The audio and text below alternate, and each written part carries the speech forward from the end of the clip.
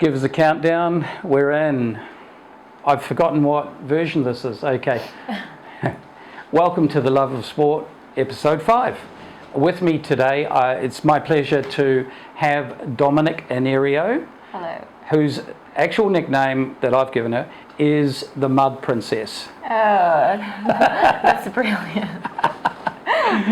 I love it. So when you sent me some pictures which are in your trailer, the common thread of the pictures were mud, sweat and tears. Probably not so many tears, but there was a whole lot of mud from the typical things that you do as a Spartan racer, And then right? mention about blood too. What, a few nicks from the barbed wire? Yes. Hopefully no spare wounds though. Luckily no. Now, Dominique, you're from the Philippines. Yes. You've been in Singapore how long? 7 years. 7 years. Yes. And Spartan's been a recent thing that you've taken up, right? Yes, I did it for the first time in 2018. Yep. If I recall properly, it was in March. So very quickly you rose to the top of your age group. Thank you.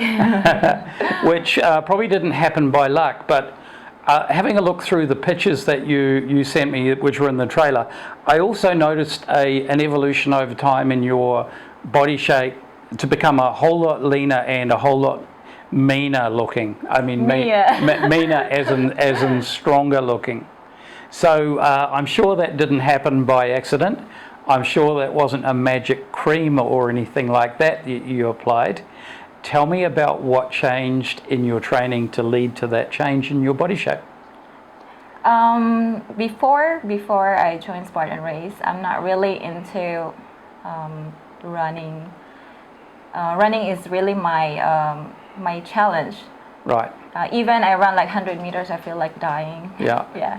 But then when I discovered about Spartan Race, the feeling that this Spartan Race really, especially the obstacles, really pull me to like the sports.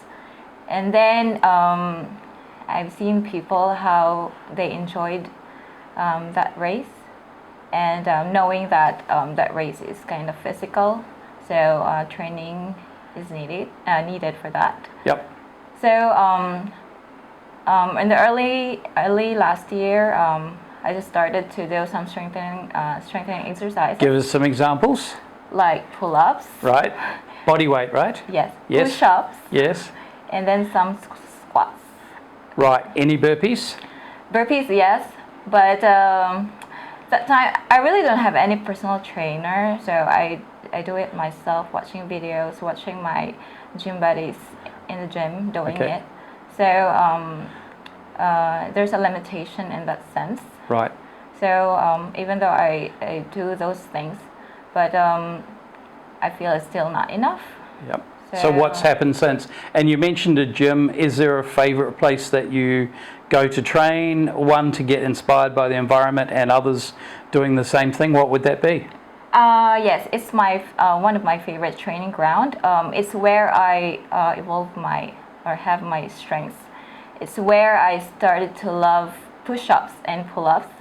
So I didn't end my training without push-up and pull-ups. Yeah. Yeah. I didn't mean to say that I'm really good at it, but I just love doing it. Yeah. And then putting some challenge in it, like putting some weights on my back while doing push-up. So increasing the load. Is that in a gym or which gym is it? Anytime Fitness in Okay. Bawang. All right, very good. So the great thing that we've noticed about Spartan is that pretty much any playground anywhere can be a training ground, right? Yes. Any kid's playground, and we mentioned on an earlier episode that we've walked past kids' playground. There's people doing burpees, and we yell out, "Spartan, what is your profession?" Aru, aru. Exactly, we get that answer back. So it's quite clear that anything is fair ground for training, and which is a great thing. So you mentioned learning to love the things you hated, push-ups, pull-ups, running. Yeah, isn't it amazing how 1 becomes 2, and 2 becomes 4 reps, and 4 becomes 8, over, a relatively short time, maybe some weeks leading into months where you really become quite proficient. Is that a real encouragement to you?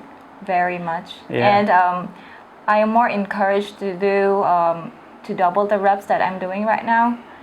And then I'm also more inspired to do advanced training. Yep. Yeah. Hopefully I can do calisthenics in future. Yeah. Oh, so we see kind of a revival of that whole calisthenics movement, which is great. Now, having spent some 10 years coaching and competing in multisport, specifically triathlon and cycling, I noticed, and we talked about this earlier just before we started the interview, heat conditioning and keeping on top of cramping. That was something you discovered in a race in Thailand, right? Yes. Talk us through what happened just briefly. That time the weather was so hot. May in Thailand is very hot. Very, very hot, and I wasn't ready for that. Yeah. Although some of my friends telling me that I have to get ready for that, but maybe my body isn't Yep. that ready. Yeah. And then when I was out of the course, I feel suddenly the heat is rising. Yes. And the grassland is dead. So the heat from the ground is really slapping on my face. Yeah. And then at 10 kilometers, when I do this bender, where I have to hoist myself up to the bender, I suddenly experienced leg cramping. And I was there sitting down for a few minutes before I could able to run. Yep. And then when I run, going to the spear throw zone, I did my cramp again. I had my leg cramps again. Then good for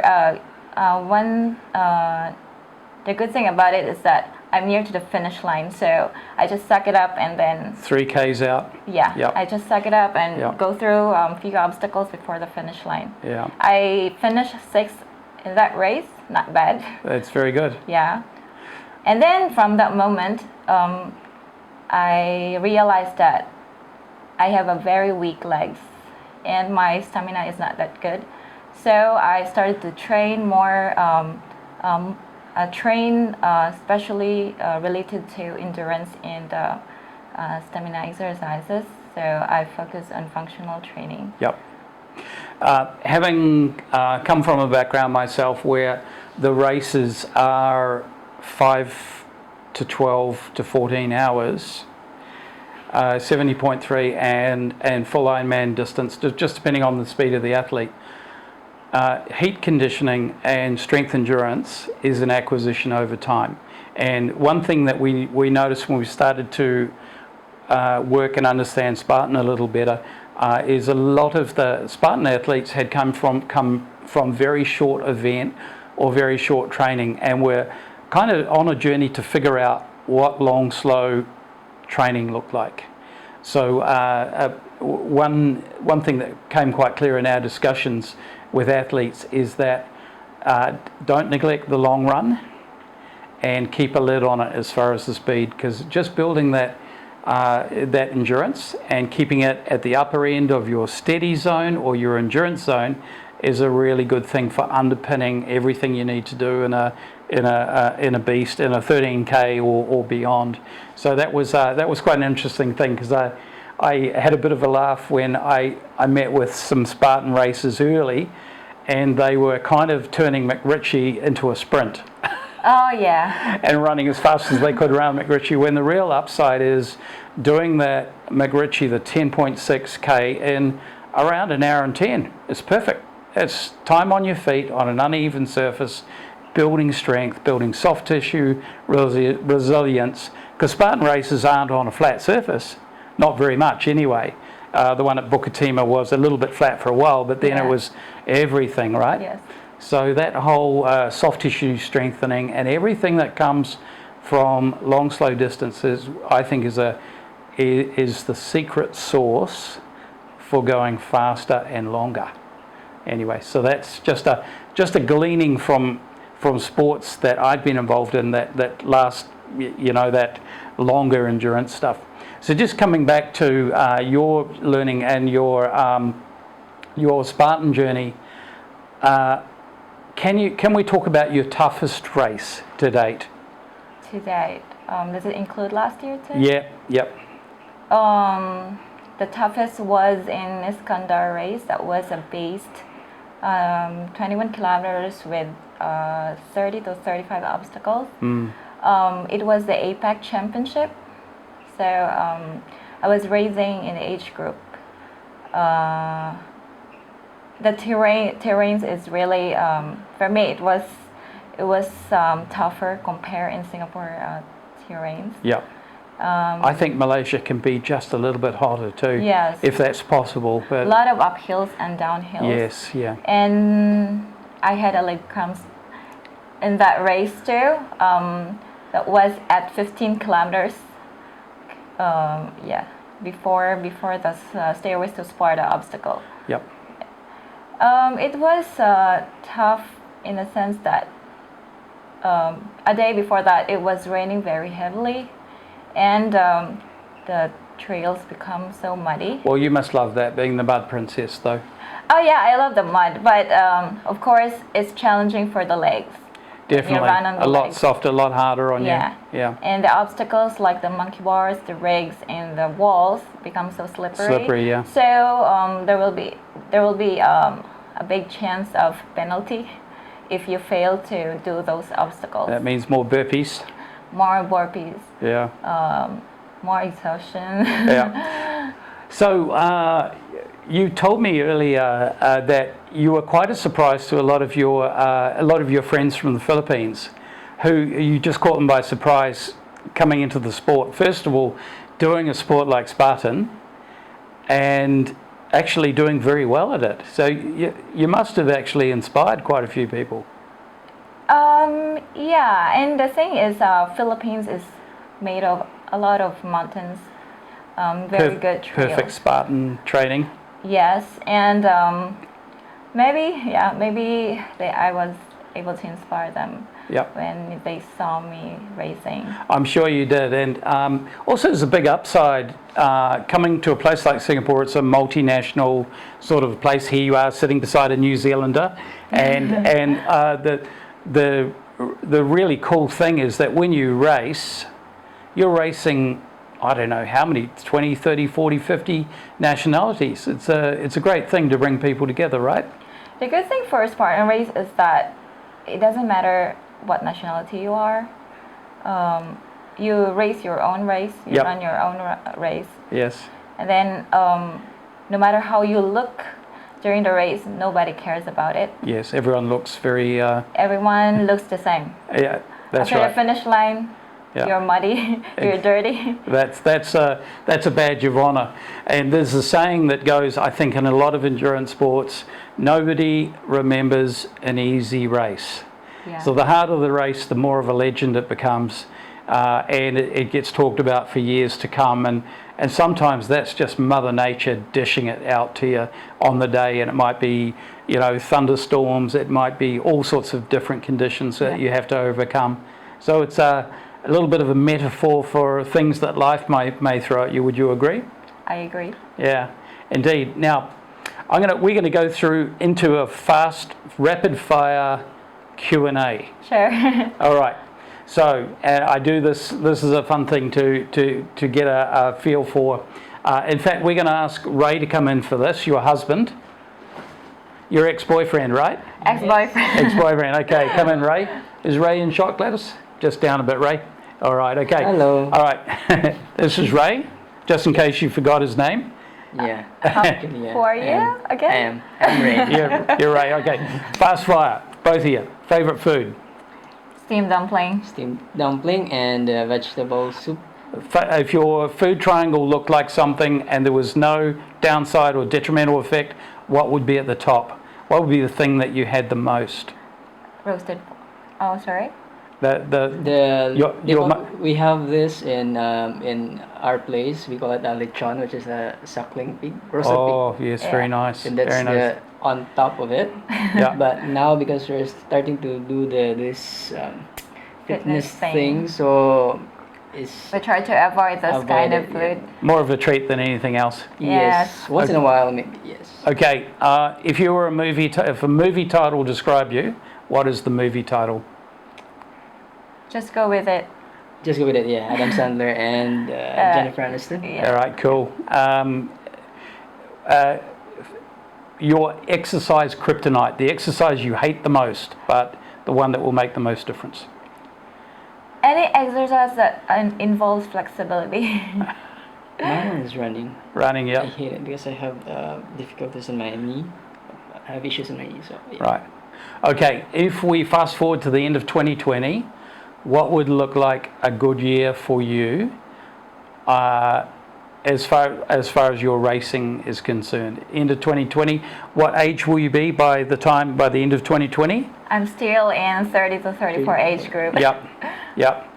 By the way, the age groups get tougher as you move up. Yes. Yeah, especially for age groups between 30 and 40. Yep, Women there are very fast, Yes. very strong. yeah, They're And tough also. if you see on the overall ranking, you will see those top 10 females. They are from 30 to 40 years yeah, old. yeah, that's right. It's a bit of a strength sweet spot, isn't it, for that Yes. strength endurance. So what would the end of 2020 look like? What would be in your, vision for a good 2020 for you? Now I'm actually pushing my training into more intense, so hopefully I can join the elite group. Yep, And hopefully she'll get the elusive gold first. Yeah, for this year I'm trying to get Hopefully. the gold medal for each group. Yep. Since I'm stuck at silver medal. And second, Yeah, always second. that's not bad. I know. very good. The podium is a good thing, though. Yes. Alrighty. Now, you recently bought some gear off us, some recovery systems gear. Tell us how you've worked that into your training and what sort of difference has it made? Because now I'm much into long distance running, at least 15 kilometers Yep. each run. So after my run, I do the squeezy boots, the recovery system, and the next day I go for training. I don't feel any muscle sore. Right. That's a good thing about it, and it helps my sleeping pattern too. That's good because you mentioned sleep's a bit of has been a challenge, and Yeah. so faster recovery, better sleep. Actually, it's triggering the parasympathetic system. In other words, your body's healing switch gets switched on when you're using it, and that's great to hear that it's having that effect. And not surprised, but glad to hear that that's working out well for you. It helps a lot. Yeah. Finally, date night. What does date night look like for you guys? If we're not working out, we do the recovery system while watching comedy shows, Right. or we go outside strolling around the neighborhood and then settle down with local food stall Very good. for dinner. Well, that's great. Well, you heard it just here that the new date night is sharing the recovery systems and either the duo system so you both can share at the same time. So that's pretty cool. Well, look, it's been great catching up with you guys, and thanks for flying the flag for Spartan Racing and also for the Philippines. I'm sure you've been really inspirational to a lot of Filipinos. I hope so. Yeah, and any tips? It's just go with it, right? Just go with it. Just go with And have it. fun. Have fun. Have fun. And whenever you feel that you're on the verge of giving up, just don't forget to think your goal, why you do it. Yep. Yeah. Very good. Progress over time. Really good. Okay, so that's the end of this episode of For the Love of Exercise. Thank you very much, Dominique and Ray, for Thank you for your Thanks for company having us. today, and Thank it's you been for great getting to know you guys. Thanks. We will be cheering you on at the next Spartan race for sure. Thank you. That would be in Sarawak, Malaysia, in October 19 and 20. So I'll be doing sprint and beast. See you there. Okay. All right.